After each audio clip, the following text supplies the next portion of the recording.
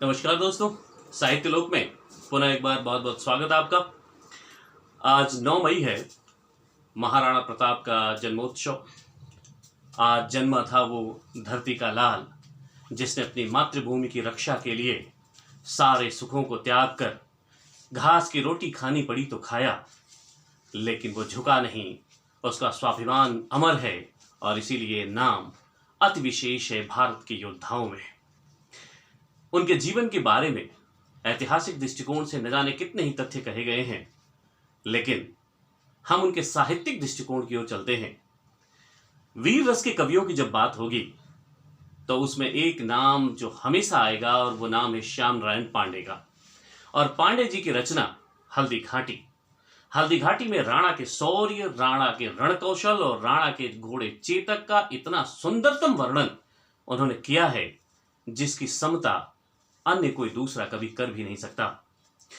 तो आइए आपको हल्दी घाटी के उन्हीं कुछ दृश्यों के दर्शन कराते हैं। राणा की तलवार और राणा के चेतक की बातें हम लोग करते हैं पांडे जी की शैली में, और जो पंक्तियां हैं वो आपके सामने रख रहा हूं मैं कि राणा की तलवार जब चलती है तो कैसा दृश्य उपस्थित हो जाता है हल्दी घाटी में। सुनेगा, रणचेतक पर तलवार उठा, चढ़चेतक पर तलवार उठा, रखता था भूतल पानी को, राणा प्रताप सिर काट काट करता था सफल जवानी को। कल कल बहती थी रणगंगा, अरे दल को डूब नहाने को, तलवार वीर की नाव बनी, चटपट उस पार लगाने को। वैरी दल को ललकार गिरी, वह नागिन सी फुफकार गिरी, वह शोर मौत से बचो बचो, तलवार गिरी तलवार गिरी। पैदल हैदल गजदल में छप छप करती वह निकल गई, क्षण कहाँ गई कुछ पता नहीं, फिर देखो चमचम निकल गई, क्षण इधर गई क्षण उधर गई, क्षण चढ़ी बाढ़ सी उतर गई, था प्रलय चमकती जिधर गई, क्षण शोर हुआ फिर किधर गई।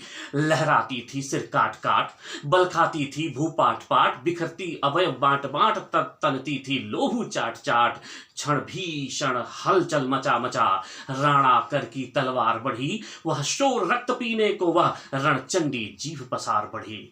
जी हाँ, ये राणा के तलवार का वो दृश्य है जो हल्दी घाटी में कभी उपस्थित हुआ होगा, जब चंडी ने उस तलवार का रूप धारण करके कभी और दुश्मनों के रक्त का पान किया था।